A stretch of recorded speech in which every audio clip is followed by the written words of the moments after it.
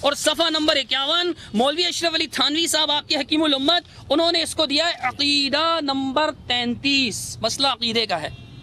نص قطعی، قطعی الثبوت، قطعی الدلالہ، 33 نمبر، قطعی الثبوت، قطعی الدلالہ، حوالہ میں دوں گا، سنیے۔ آپ نے 15-16 علماء کرام کے حوالے پڑھے، ان کا بھی جواب سنیے گا۔ توجہ مفتی صاحب، میرے ہاتھ میں آپ کی کتاب فتاوی نعمانیہ، فتوحات نعمانیہ، اس کے اندر لکھا ہوا ہے عقیدہ قائم کرنے کے لیے دلیل قطعی کی ضرورت ہوتی ہے اور نفی کے لیے صرف عدم دلیل ثبوت کافی ہے، یعنی عدم دلیل ثبوت کافی ہے، ثبوت کا نہ ہونا ہی کافی ہے، اور عقیدہ قائم کرنے کے لیے دلیل قطعی کی ضرورت ہوتی ہے۔ فتوحات نعمانیہ صفحہ نمبر 355۔ اور اس کے بعد سنیے گا، میرے ہاتھ میں آپ کی کتاب ہے ازالۃ الریب عن عقیدۃ علم الغیب، علم غیب کے عقیدہ کے بارے میں شکوک و شبہات کا ازالہ فرمانے، کیا فرماتے ہیں سنیے گا۔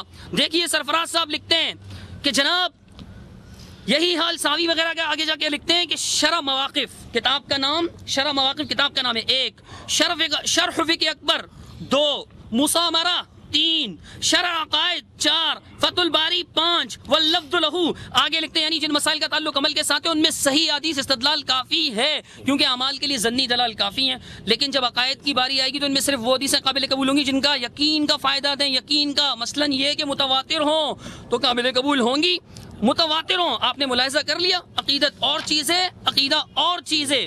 عقیدہ، اس بات عقیدہ کے لیے نص قطعی یا خبر متواتر درکار ہے۔ خبر متواتر کو کس کو کہتے ہیں؟ وہ حدیث جس کے ہر طبقے میں، صحابہ میں بھی ہر طبقے میں اتنے راوی ہوں کہ جھوٹ پر جمع ہونا محال ہو۔ آپ نے جو روایت پڑھی اس کا میں جواب دوں گا آپ کو۔ اب یہ بھی سنیے نص قطعی کس کو کہتے ہیں۔ مولانا منظور نعمانی صاحب دیوبندی کیا فرماتے ہیں؟ محترم، میرے محترم، نص قطعی اس کو کہتے ہیں جس کا تعلیم رسول ہونا یقینی اور قطعی ہو۔ اس کی دو صورتیں، ایک یہ کہ قرآن عزیز کی آیت ہو، سارے قرآن عزیز کا تعلیم رسول ہونا یقینی اور قطعی ہے جس میں کچھ شبہ نہیں، اور اگر آج کوئی شخص قرآن عزیز کی کسی آیت سے متعلق ہے کہ رسول کی تعلیم نہیں ہو، بالاتفاق امت کافر اور مرتد ہے۔ اور دوسری صورت یہ ہے کہ کوئی ایسی حدیث ہو جس کے راوی اس کثرت ہوں گے، اس کے فرمان رسول میں کسی قسم کا شبہ نہ رہے، یعنی وہ فرمان رسول ہونے میں مشکوک نہ ہو۔ آپ نے جو روایت پیش کی وہ ضعیف ہے، اس کا ضعف میں ثابت کروں گا، اس میں کشف ذیبی کا ذکر بھی نہیں ہے۔ اور یہ بھی فرمایا کہ عقیدہ وہ ہوتا ہے جو دلائل قطعیہ یقینیہ سے ثابت ہو۔ اس کو دلیل قطعی مطالعہ حدیث جلد نمبر 2 اور صفحہ نمبر 200، مطالعہ بریلویت جلد نمبر 2 اور صفحہ نمبر 227۔ اور جناب والا یہ دیکھیے احسن الفتاوی، آپ کے فقیہ العصر مفتی رشید احمد لدھیانوی صاحب ناظم آباد والے، وہ کیا فرماتے ہیں کہ عقائد میں سے ہے تو انہیں چاہیے کہ اس کے متعلق کوئی ایسی دلیل پیش کریں جو قطعی الدلالہ اور بین الثبوت ہو۔ ایسی دلیل ہرگز نہیں پیش کر سکتے جو عقائد میں نہ چلے۔ اور یہ دیکھیے مولانا سرفراز خان صفدر صاحب کی کتاب نور و بشر، اس کے اندر صفحہ نمبر 118، عقائد تمام قطعی ہوتے ہیں، ان کے لیے دلائل بھی قطعی درکار ہوتے ہیں، قطعی درکار ہوتے ہیں۔ اور اس کے بعد جناب والا محتمم دارالعلوم دیوبند قاری طیب صاحب فرماتے ہیں دوسرا عقیدے کے لیے نص قطعی کی ضرورت ہوتی ہے، ظنی سے عقیدہ ثابت نہیں ہوتا۔ جو حدیث 1 2 3 4 5 صحابہ سے ثابت ہو نا، وہ ان کے یہاں کیا ہے؟ خبر واحد، اور وہ عقیدے میں قابل قبول نہیں ہے، وہ عقیدے میں قابل قبول نہیں ہے۔ اس کے میں حوالے پڑھوں گا، ایک نہیں کئی حوالے پڑھوں گا، موجم دیتا ہوں جواب دے دوں۔ اور دیکھیے ان کی کتاب النبراس شرح العقائد، اس کے اندر کیا لکھا ہوا ہے جناب والا؟ صفحہ نمبر 282، ولا عبرت اے الاعتبار بالظن في باب الاعتقادیات لان الحق سبحانه ضم قوم يعتقدون بظنونهم۔ فرمایا کہ اعتقادیات میں ظن کا کوئی گمان نہیں، یعنی یہ جو حدیث انہوں نے پڑھی نا، یہ ان کے اصول کے مطابق ظنی ہے، ظنی، یقینی نہیں ہے، اور غیر یقینی سے عقائد میں کوئی چیز ثابت نہیں ہوتی۔ کیوں؟ اس لیے کہ مشرکین جو ہے وہ ظنی چیزوں پر یقین رکھتے تھے، ان کی کتابیں میری نہیں۔ آگے سنیے، لکھتے ہیں شرح کرنے والے کیا لکھتے ہیں، یہ دوسرا والا ہوتا ہے کیونکہ شرح ہے۔ یرید ان خبر الواحد لا يعتبر في العقائد ولا سيما مثل هذه الخبر، فرمایا کہ عقائد میں معتبر نہیں ہے خبر واحد۔ مفتی صاحب آپ نے پڑھنے کو پڑھ دی کہ اتقوا فراست المؤمن، فراست المؤمن، کہ مومن کی فراست سے ڈرو، اتقوا فراست المؤمن، مومن کی فراست سے ڈرو۔ آپ نے حدیث تو پڑھ دی لیکن آپ کو نظر نہیں آیا یہ وبی ہی لکھا ہوا ہے، وبی ہی، مطلب پچھلی سند چل رہی ہے، سند سنیں، آپ نے سند تو پڑھی بھی نہیں. حدثنا بکر، اس کے بعد قال حدثنا بکر قال اخبرنا عبداللہ بن صالح. عبداللہ بن صالح کیا ہے؟ یہ مجھ سے سنیے. جو حدیث آپ نے پڑھی کہ مومن کی فراست سے ڈرو، اور پھر فراست کے لیے آپ نے 2-4 علماء کے اقوال بھی بتا دیے. حدیث میں یہ نہیں لکھا ہے کہ فراست غیب کو کہتے ہیں، فراست غیب کو کہتے ہیں، یہ حدیث میں نہیں لکھا. یہ جناب والا ابن القیم جوزی رحمۃ اللہ علیہ کا قول ہے، حدیث نہیں ہے. عبداللہ بن صالح کو کیا کہتے ہیں؟ یہ حافظ ابن حجر رحمۃ اللہ علیہ کہ یہ صدوق کثیر الغلط، صدوق ہیں لیکن کثیر الغلط ہیں. اور مولانا سرفراز، یہ تقریب التہذیب میرے ہاتھ میں، عبداللہ بن صالح پر جرا کرنے والے، اور آپ کے بھیج دیں مولانا سرفراز خان صفدر صاحب کثیر الغلط کے بارے میں کیا فرماتے ہیں، ایسے درمیان سے لے لیا کریں. وہ فرماتے ہیں کہ دیکھیے کثیر الغلط کثیر الوام ہونا جرا مفسر ہے، جرا مفسر ہے. اللہ کے بندو، عقیدے کے مسئلے پہ تو مختلف فی راوی صحیح، بالکل صحیح حدیث بھی نہیں چلتی، اور مختلف فی راوی تو بالاتفاق نہیں چلتی. آپ کے یہاں صحیح بھی نہیں چلتی. آپ کیسے پیش کر رہے ہو جناب؟ اس میں کہاں لکھا ہوا ہے؟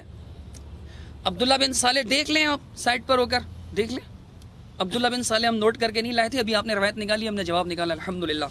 اب سنیے کہ اتقوا فراست المومن، یہ حدیث ان کے ویسے ضعیف ہے، اور ان کے اصول کے مطابق اگر صحیح بھی ہو تو حدیث میں ضعیف روایت نہیں چلتی، ویسے نہیں چلتی، اور صحیح بھی ہو ان کے یہاں نہیں چلتی عقیدے میں.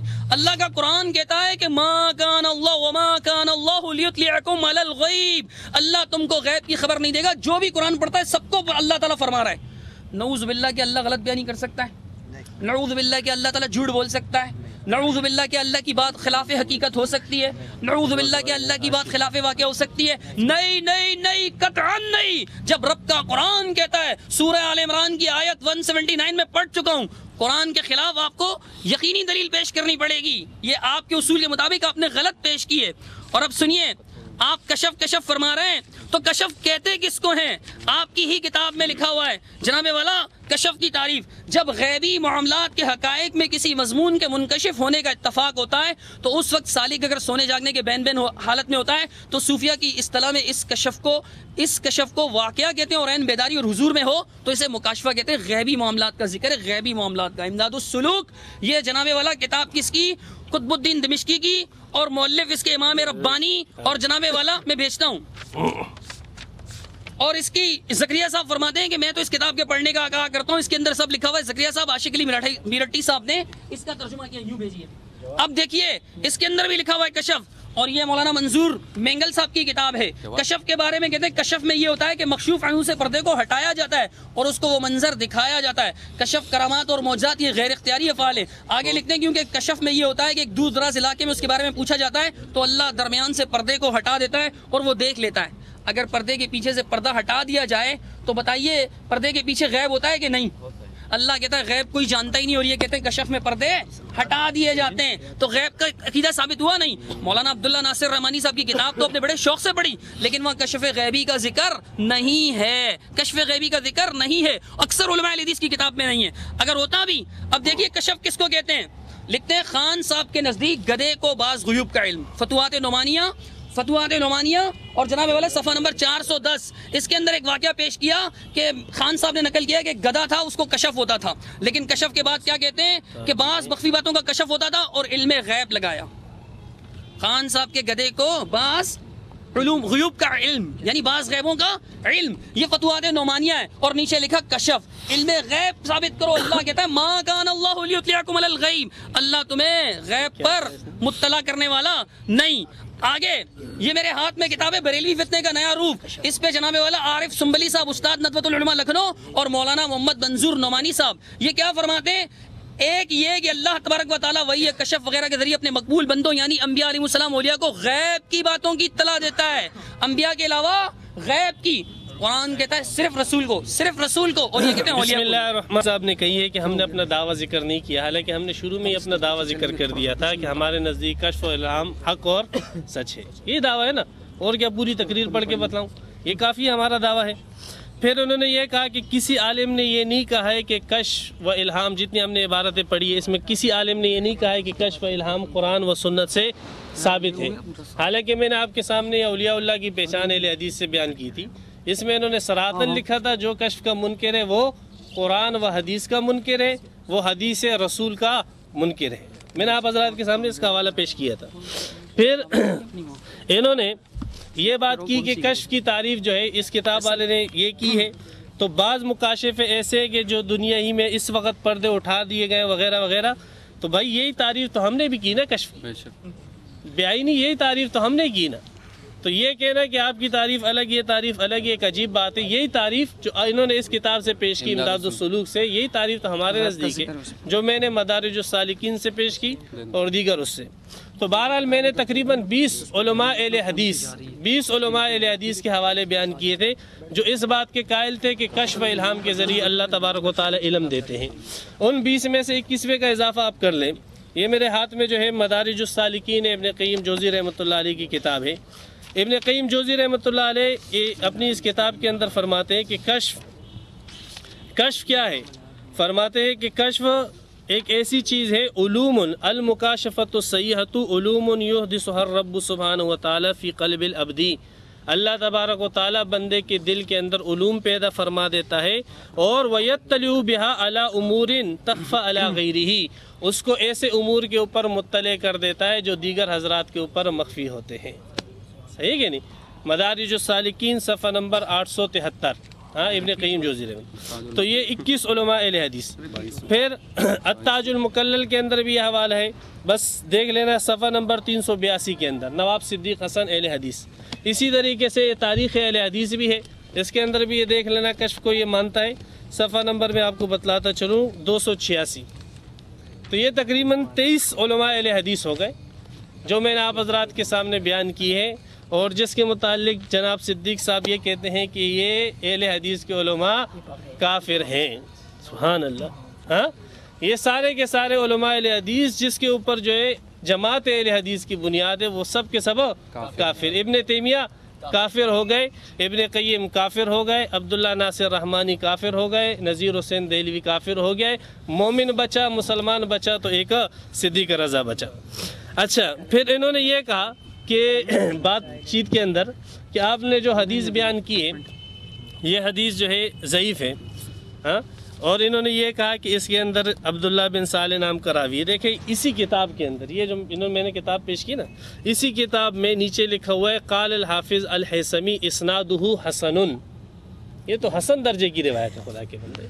آپ کہتے ہو کہ وہ ہے، کتاب لائیے گا ذرا۔ علامہ حیثمی فرماتے اسناد حسن، اس کی اسناد حسن ہے، اور یہ کہتا ہے کہ ضعیف ہے۔ علامہ حیثمی کتنے بڑے محدث، ہم اس کی بات مانیں، آپ کی بات مانیں۔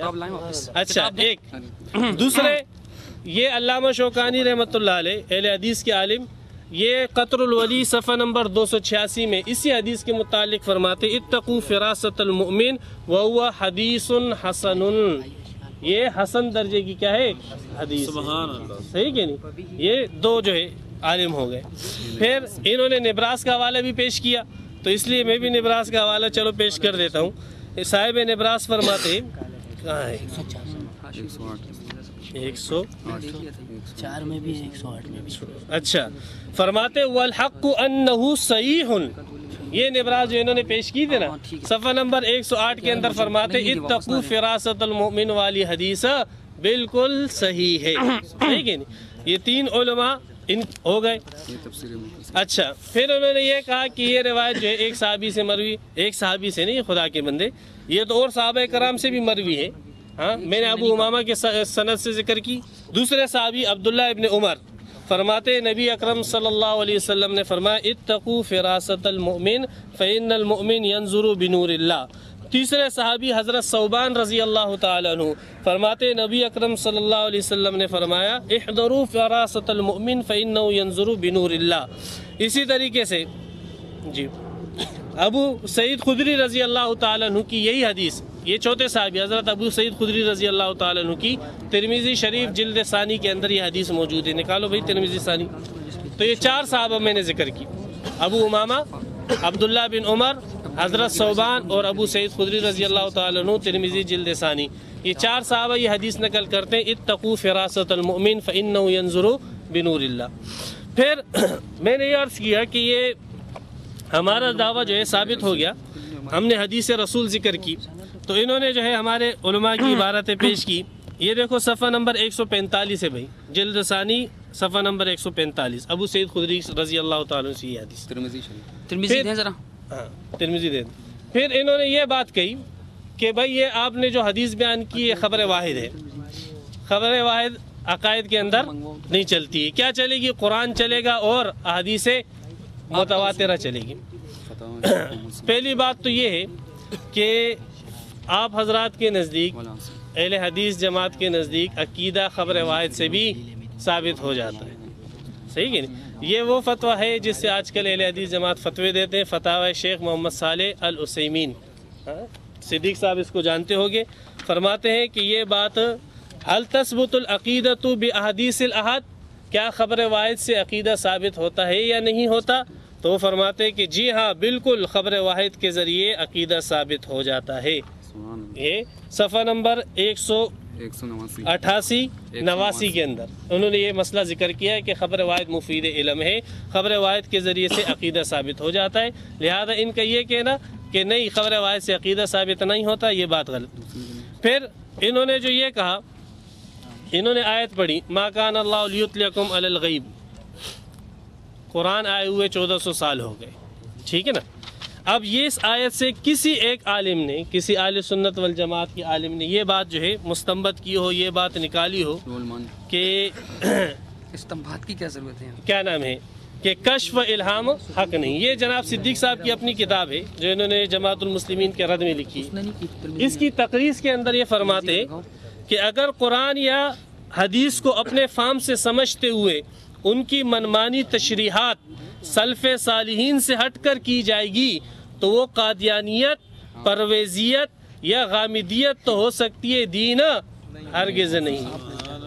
صحیح کہ نہیں؟ آپ نے جو آیت پڑھی ہے اہل سنت والجماعت میں سے 100 نہیں مانگتا ہوں، 50 بھی نہیں مانگتا ہوں، کم از کم 5 میں نے تو لین لگا دی. 20-25 علماء اہل حدیث کے ذکر کر دیے. آپ سنی 5 علماء ذکر کر دو جنہوں نے اس آیت سے یہ مسئلہ استنباط کیا ہو کہ اللہ تبارک و تعالیٰ اولیاء کرام کو کشف الہام کے ذریعے علم. صرف 5 سنی علماء ہونے چاہیے. لیکن افسوس کی بات یہ ہے کہ یہ مسئلہ اس آیت سے معتزلہ نے مستنبط کیا ہے. کس جماعت نے؟ معتزلہ نے. یہ ایک گمراہ فرقہ تھا، یہ ایک بدعتی فرقہ تھا جو کشف الہام کا منکر تھا، کرامات اولیاء کا منکر تھا. یہ ان کی تفسیر میرے ہاتھ میں، تفسیر کشاف، اس کو کہتے تفسیر کشاف.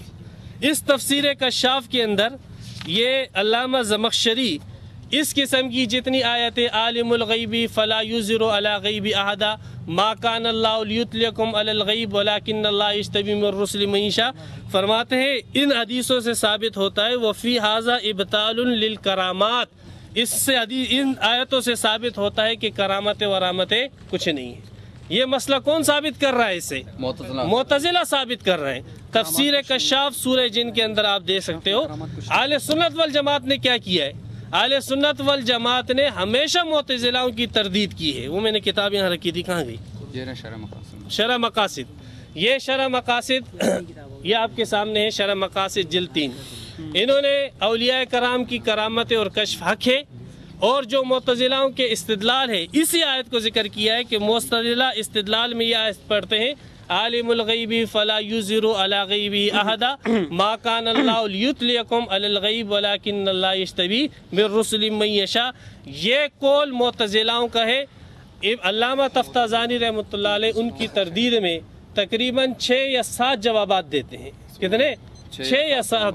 اہل سنت والجماعت تو اس آیت سے معتزلہ جو استدلال کرتے ہیں اس کا جواب دیتے ہیں. اور آج افسوس کی بات، وہی جو لوگ اپنے آپ کو اہل حدیث کہتے ہیں وہ معتزلہ کے ترجمان بن کر اپنے متقدمین علماء سب کو کافر کہہ رہے ہیں، سب کو مرتد کہہ رہے ہیں، بے دین کہہ رہے ہیں، دائرہ اسلام سے خارج کہہ رہے ہیں، اور معتزلہ کی تفسیروں کو لے کر اہل سنت والجماعت کے مقابلے میں آتے ہیں. الصلاۃ والسلام علی من لا نبی بعد. بھائی اب غور فرمائیے گا، اسٹارٹ انہوں نے یہاں سے لی تھی، ابتدا انہوں نے یہاں سے کی تھی اس دوسرے تقریر کی اپنی، کہ صدیق رضا فرماتے ہیں علماء اہل حدیث کافر ہیں، اور پھر عبداللہ ناصر کا نام بھی لیا کہ عبداللہ ناصر یہ جو عقیدہ لکھتا ہے. حالانکہ میں نے اس محفل میں ابھی تک یہ نہیں کہا کہ علماء اہل حدیث کافر ہیں. میرا دعویٰ غور سے پڑھیے گا، میں نے مشروط رکھی ہے بات کہ کشف غیبی اور توبہ نہ ہو ثابت، اور عبداللہ ناصر کی کتاب میں خاص طور پر میں نے پچھلی تقریر میں بولا بھی کہ کشف لفظی کا کشف غیبی کا لفظ نہیں ہے کہ غیب کا کشف ہوتا تھا، یہ الفاظ ہی نہیں ہے۔ دوسری بات یہ ہے کہ معجم الاوسط کا انہوں نے حوالہ پیش کیا تو فرماتے ہیں کہ دیکھو جی یہاں پر لکھا ہوا ہے کہ ہیثمی نے کہا، یہاں پر لکھا ہوا ہے کتاب میں خود لکھا ہوا ہے۔ حضرت مفتی صاحب میری کئی بار آپ سے گفتگو ہوئی ہے، میں نے آپ کو سمجھایا آپ ایک استاد حدیث ہیں ایک مدرسے میں جامعہ دارالخیر میں، اپنے مقام کو سمجھا کیجئے، یہ کتاب معجم الاوسط نہیں ہے، یہ معجم الاوسط نہیں ہے، میں نے کہا حاشیے والے نے معجم الاوسط کے حوالے سے خاموش نقل رہیے کیا۔ گا۔ اب آپ کو یہ محشی کا یہ قول تو نظر آ گیا، لیکن یہ نظر نہیں آیا کہ اسنادہ ضعیف فیہ عبداللہ بن صالح کاتب اللیث اسی حدیث کے متعلق کہہ رہے ہیں، اس حدیث کے متعلق کہہ رہے ہیں، یہی اس سند ہے۔ حدیث کے متعلق ہے۔ ایک منٹ دیکھیے، درمیان میں بول رہے ہیں آپ درمیان میں نہیں بولیں گے، آپ خاموشی سے میری تقریر سنیں۔ چلے صحیح۔ میں نے کہا پہلے کہ وبی ہی لکھا ہوا ہے، وبی ہی لکھا ہوا ہے، وبی ہی لکھا ہوا ہے، میں نے کہا وبی ہی کا مطلب ہوتا ہے اسی سند سے یہ چل رہی ہے، سند پچھلی ہی چل رہی ہے، وگرنہ آپ ایک کام کیجئے کہ امام طبرانی رحمۃ اللہ علیہ کا اور معاویہ بن صالح کا آپس میں اتصال ثابت کیجئے کہ یہ دونوں آپس میں ملاقات ہوئی تھی ان کی۔ اللہ کے بندو سند کو سمجھو، عبداللہ بن صالح ہے اور تقریب میں اس کو لکھا ہوا ہے کہ جناب والا یہ کثیر الغلط تھا، سرفراز صاحب خان صفدر صاحب کی کتاب احسن الکلام سے ثابت کیا کہ جرا مفسر ہے، ضعیف روایت تو ہمارے ہاں بھی حجت نہیں ہوتی، ضعیف روایت تو ہمارے ہاں بھی حجت نہیں ہوتی۔ دوسری بات میں نے کہا تھا کہ آج انہوں نے اپنے اصول کو چھوڑ دیا، شرائط کے پرچے پہ لکھا کہ ہم اس دعوے کو اہل سنت والجماعت کے اصول پہ ثابت کریں گے۔ ان کے نزدیک اہل سنت والجماعت خود دیوبندی ہیں یا کوئی اور ہیں؟ احناف ہیں، دیوبند ہیں، آپ کی اپنی کتابوں کے حوالے۔ اچھا بولیے، کہتے ہیں ان کے نزدیک خبر واحد حجت ہے۔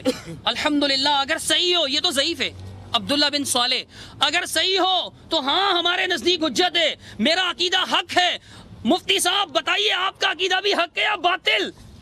میں اپنے عقیدے کے مطابق صحیح حدیث کو تسلیم کروں گا، اگرچہ آج مجھے آپ کے سامنے شرمندگی اختیار کرنی پڑ جائے، لیکن بولیے آپ کے علماء نے جو بار بار لکھا، 9 حوالے میرے پاس اس وقت موجود ہیں کہ عقیدہ میں کیسی دلیل چلے گی، قطعی قطعی قطعی۔ ان کے اندر جناب والا نبراس میں پڑھ چکا، فتوحات نعمانیہ پڑھ چکا، تحفۃ المناظر میں بھی ہے یہ بات، اسی طرح نور و بشر میں بھی ہے، اتمام البرہان، گلدستہ توحید، احسن الفتاوی، علم غیب، اتنی کتابیں، اور مطالعہ بریلویت، یہ 10 کتابیں میں نے پڑھی ہیں، آپ کے سامنے عبارتیں پڑھی پچھلی تقریر میں۔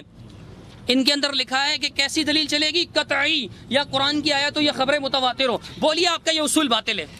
اگر اصول باطل ہے تو پھر آپ کا ضعیف روایت پیش کرنا حق ہے، اگر اصول حق ہے تو یہ خبر واحد پیش کرنا کیا ہے؟ باطل ہے۔ دونوں صورتوں میں ایک چیز باطل، آپ یا آپ کا اصول باطل یا آپ کی دلیل باطل، روایت ضعیف ہے۔ سرکار علامہ صالح ابن العثیمین رحمۃ اللہ علیہ کی آپ نے جو قول پیش کیا، انہوں نے کہا مفید للیقین ہے، ہمارا یہی عقیدہ ہے الحمدللہ، لیکن انہوں نے یہ تو نہیں کہا نا کہ ضعیف روایت بھی، ضعیف کا انہوں نے نہیں کہا۔ اب یہ کہتے ہیں کہ دیکھیں عقیدہ کس سے لیں گے، یہ بات کہ جن مسائل کا تعلق میں پہلے پڑھ چکا ہوں کہ ملاحظہ کیا فریق مخالف کی طرف سے ایک بھی نص قطعی خبر متواتر پیش کی گئی، کہتے ہیں ایک صحابی سے نہیں 3-4 سے۔ حضرت خبر متواتر کی تعریف کیجئے گا، میں اکثر کہا کرتا ہوں آپ مفتی صاحب ہیں، استاد حدیث ہیں، آپ کو یہ تو معلوم ہوگا نا متواتر کس کو کہتے ہیں۔ 3-4 اگر تیابہ ہو بھی جائیں، ابن عمر کی روایت آپ نے کہاں سے پیش کی ہے؟ ابو سعید کی پیش کی، اس کا بھی میں حال آپ کو بتاتا ہوں، پیش کی جناب والا کہاں سے؟ عطیہ العوفی۔ امام ترمذی رحمۃ اللہ علیہ کہتے ہیں ھذا حدیث غریب لا نعرف الا من ھذا الوجه، غریب کہتے ہیں مفرد کو، اکیلی ہو، خبر واحد کو، متواتر کو نہیں کہتے۔ مولانا صاحب، مفتی صاحب، حضرت صاحب، استاد صاحب، استاد الحدیث صاحب سنیے، فرماتے ہیں کہ غریب، یہ حدیث غریب ہے، لا نعرف الا من هذا الوجه وقد روى عن بعض اهل العلم في تفسير هذه الايه۔ اور اس کے بعد جناب والا اس کی سند میں کیا ہے؟ اس کی سند میں آپ دیکھیں کہ اس کی سند کے اندر عطیہ موجود ہے، اور عطیہ اوفی کے بارے میں تقریب التہذیب میں کیا لکھا ہوا ہے؟ لکھا ہوا ہے کہ صدوق یخطی کثیرا وکان شیعیا مدلسا من الثالثہ، کہ یہ جناب والا خطا کثیر کرتا تھا، اور کثیر الخطا کیا ہے؟ کثیر الوہم، کثیر الخطا کیا ہے؟ جرا مفسر ہے۔ یہ روایت تو ضعیف ہے۔ معتزلہ کے پاس ہم گئے اور شیعہ کے پاس آپ، بقول آپ کے، ہم معتزلہ کے پاس نہیں گئے۔ بتاؤ یہ قرآن کس پر نازل ہوا ہے؟ بتاؤ یہ قرآن کس پر نازل ہوا؟ محمد صلی اللہ علیہ وسلم سے۔ ارے یہ حق ہے یا نہیں؟ میں نے یہ آیت کہاں سے پڑھی تھی؟ یہ معتزلہ کے باپ کی کتاب ہے، اللہ کی کتاب ہے۔ میں نے آیت قرآن سے پڑھی کہ وَمَا كَانَ اللَّهُ لِيُطْلِعَكُمْ عَلَى الْغَيْبِ، اللہ تمہیں غیب کی خبر دینے والا نہیں۔ اور ترجمہ کس کا پڑھا تھا؟ میں نے جناب والا آپ کے شیخ الہند اسیر مالٹا محمود حسن صاحب کا ترجمہ پڑھا تھا، وہ صفحہ نمبر 94 پر ترجمہ کرتے ہوئے آیت 179 پر وہ یہ بات لکھتے ہیں. کیا لکھتے ہیں ذرا غور سے سنیے گا. وہ خود فرمائے اللہ نہیں ہے کہ تم کو خبر دے غیب کی، لیکن اللہ چھانٹ لیتا ہے اپنے رسولوں میں سے جس کو چاہے. اللہ نہیں ہے کہ تم کو خبر دے. یہ قرآن ہے، یہ معتزلہ کی کتاب نہیں ہے. معتزلہ کی کتاب کشاف کا حوالہ پڑھ کے بڑا کارنامہ انجام دے دیا. حضرت صاحب نے فرماتے ہیں کہ دیکھو وہ کرامات کے منکر تھے، میں کرامات کا منکر ہی نہیں ہوں، میں کشف غیبی کا منکر ہوں. کیوں؟ اس لیے کہ اس کے خلاف قرآن کی آیت موجود ہے. ہاں میں منکر ہوں. آپ فرماتے ہیں معتزلہ کے پاس چلے گئے. یاد کیجئے ذرا، پچھلے زیادہ دن نہیں گزرے، تعویذ والے مناظرے میں آیت پڑھی جب میں نے بتایا کہ راوی دجال ہے، کذاب ہے آپ کے ہاں. تو جواب میں کیا کہتے ہیں؟ ان جاءکم فاسق بنبأ فتبینوا، اگر تمہارے پاس کوئی فاسق آدمی خبر لے کر آئے تو تحقیق کر لیا کر دو. جھوٹا ہے تو ضروری نہیں کہ اس کی ہر بات جھوٹی اچھی بھی ہو سکتی ہے. اگر وہ اچھی بات کہے گا تو آپ نہیں لیں گے. معتزلہ اگر اچھی بات کہہ ہی دے غلطی سے بیچارہ تو آپ نہیں لوگے. معتزلہ جب قرآن کے مطابق اگر کوئی بات کہہ دے قرآن کے مطابق یا میرے آقا محمد صلی اللہ علیہ وسلم کے فرمان کے مطابق تو آپ نہیں لوگے. یہ معتزلہ کا عقیدہ. کہتے ہیں 5 علماء دکھاؤ. 5 نہیں آپ 50,000 علماء دکھائیں. کیا دلیل ہے قرآن کے مقابلے میں؟ ایک آیت دکھاؤ حضرت. 5 نہیں، غور سے سنیے گا. سنی علماء دکھاؤ. میں علماء کا پابند نہیں، مسئلہ عقیدے کا ہے. عقیدے میں آپ کے یہاں بھی تقلید جائز نہیں ہے. علماء کا قول کیا پیش کر رہے ہو؟ یہاں علماء کا قول نہیں چلے گا. میں حوالے پیش کروں گا آپ کو. آپ کے علماء نے بھی یہ لکھا ہے، آپ کے جو مقلد ہیں آپ لوگ، آپ کے علماء نے لکھا کہ عقائد میں تقلید جائز نہیں. ہم تو آپ کے نزدیک ٹھہرے غیر مقلد اور ہم سے علماء کے اقوال مانگ رہے ہو. میں رب کا قرآن مانگو اور یہ کہے کہ علماء کے اقوال دو. دیکھ لو لوگوں ان کا انصاف. یہ قرآن پر ایمان ہے. قرآن کے مقابلے میں کہتے ہیں 5 علماء کے دکھاؤ. 5 صرف 5 کے دکھاؤ. ارے میں ایک کا بھی نہ دکھاؤں. ساری دنیا کے علماء پر میرے رب کا قرآن بھاری ہے. بولو ہے یا نہیں؟ مسئلہ ایمان کا ہے، ایمان کا. میرے رب کا قرآن ساری دنیا کے علماء پر بھاری، تمام کے تمام علماء پر بھاری. میرا رب کا قرآن کہتا ہے وما كان الله ليطلعكم على الغيب، اللہ تمہیں غیب پر اطلاع دینے والا نہیں. بولو تم مسلمان جب قرآن پڑھتے ہو اللہ تم کو کہتا ہے کہ اللہ تمہیں غیب پر اطلاع دینے والا نہیں، تم رب کی بات مانو گے یا علماء اہل سنت کی بات مانو گے؟ رب کی. علماء اہل سنت کا یہ اصول ہے کہ عقیدے میں تقلید نہیں. علماء اہل سنت کا یہ عقیدہ ہے اور یہ اصول ہے کہ قرآن و سنت کے مقابلے میں کسی کی بھی بات نہیں. یہ علماء اہل سنت کا عقیدہ ہے. آگے فرماتے ہیں جناب والا، کسی عالم نے یہ اس آیت سے یہ مسئلہ مستنبط کیا ہو. عقیدے میں استنباط ہوتا ہے. اب یہ بھی میں سمجھاؤں ان کو، استاد حدیث ہیں حضرت، آپ کچھ تو اپنے مقام کا خیال کیجئے. عقیدہ استنباطی نہیں ہوتا. استنباط قیاس کو کہتے ہیں. الذین یستنبطونہ منہ، آیت پڑھتے ہیں خود اور ثابت کرتے ہیں کہ یہ قیاس ہے. استنباط قیاسی مسئلہ ہوتا ہے، قیاس. اور عقیدے میں قیاس نہیں چلتا. کئی حوالے میں آپ کے سامنے پڑھوں گا. سنیے، کہتے ہیں میں نے 20 علماء کے حوالے پڑھے، ان میں سے اکثر نے کشف غیبی کہا ہی نہیں ہے. اکثر نے کشف غیبی کہا ہی نہیں ہے. اور جب وہ دلیل کی کوئی قسم ہی نہیں ہے تو میں جواب دینے کا پابند بھی نہیں ہوں. آیت پڑھو، میں اس کی حقیقت واضح نہ کروں تو میں بتاؤں گا. حدیث آپ پڑھ رہے ہیں تو میں بول رہا ہوں نا کہ ضعیف ہے. عبداللہ بن صالح آپ کو بتایا نا، عطیہ عوفی بتایا نا. آپ کے ماسٹر امین اکاڑوی نے لکھا ہے کہ سند کے حال کو چھپانا کتمان یہود ہے، سبیل یہود ہے. یہودیوں کا طریقہ، یہودیوں کا. حضرت استاذ الحدیث ہو کر سند کے عیب کو چھپاتے ہیں، ایسا مت کیجیے. سنیے آپ کے سرفراز خان صفدر اتمام البرہان میں کیا فرماتے ہیں. میں نے قرآن کی ایک آیت پڑھی، دوسری بھی پڑھوں گا، پھر حدیث بھی پڑھوں گا. کہتے ہیں مثلاً انہوں نے اگر 10 بزرگوں کے نام لے کر ان کی عبارت اس مضمون پر نقل کر دی کہ آپ کا سایہ نہ تھا، یعنی پیارے آقا صلی اللہ علیہ وسلم کا سایہ نہ تھا، 10 بزرگوں کی عبارت نقل کر دی، جیسے کہ بعض لوگ بریلوی کہتے ہیں کہ جی سایہ نہ تھا 10 بزرگوں کی، تو کہتے ہیں یہ بالکل بے سود ہے. مطلب کوئی نفع نہیں، کوئی فائدہ نہیں. کیوں؟ اگر انہوں نے 10 بزرگوں، ہم کہتے ہیں اگر وہ بجائے 10 کے 10,000، پہلی گنتی کہاں بڑی؟ 10 سے ایک دم سینکڑوں پہ نہیں گئے، 1000 پر 10,000 بزرگوں کی عبارات بھی پیش کریں. 20 نہیں 20,000. میری طرف سے سنیے، آگے لکھیے، آگے لکھتے پیش کرتے، اس سے کچھ نہیں بنتا. کیونکہ مسند مرفوع اور صحیح حدیث کے مقابلے میں 10,000 تو کیا 10 لاکھ بلکہ 10 ارب و خرب حضرات کی بات بھی کوئی وقت نہیں رکھتی. کیونکہ علمی قاعدہ تو یہ ہے کہ کل احد یؤخذ عنہ و یترک، کہ ہر ایک کی بات لی بھی جائے گی اور چھوڑی بھی جائے گی سوائے پیارے آقا محمد صلی اللہ علیہ وسلم کے. خرب لکھا ہوا ہے حضرت، خرب. میں نے پہلے بھی آپ کو یہ والا پیش کیا تھا. 10 ارب و خرب، میں کہتا ہوں سینکڑوں خرب، کروڑوں خرب، کروڑوں ارب، یہ سارے علماء ملا دیں. بسم اللہ الرحمن الرحیم. دلیل نہیں بنتی. اچھا، سب سے پہلے انہوں نے یہ کہا کہ یہ حدیث جو ہم نے پیش کی تھی اتقوا فراست المؤمن، یہ حدیث جو ہے ضعیف ہے. حالانکہ میں نے ذکر کیا تھا کہ حاشی کے اندر مجمع الاوسط طبرانی، علامہ طبرانی رحمۃ اللہ علیہ کی الکبیر حافظ حیثمی رحمۃ اللہ علیہ نے نقل کیا اسنادہ حسن، کہ اس کی سند حسن ہے۔ علامہ حیثمی کے حوالے سے حاشیے والے نے نقل کیا ہے۔ میں نے یہ نہیں کہا کہ حاشیے کے اندر مجموع الزوائد ہے، میں نے کہا حاشیے والے نے مجموع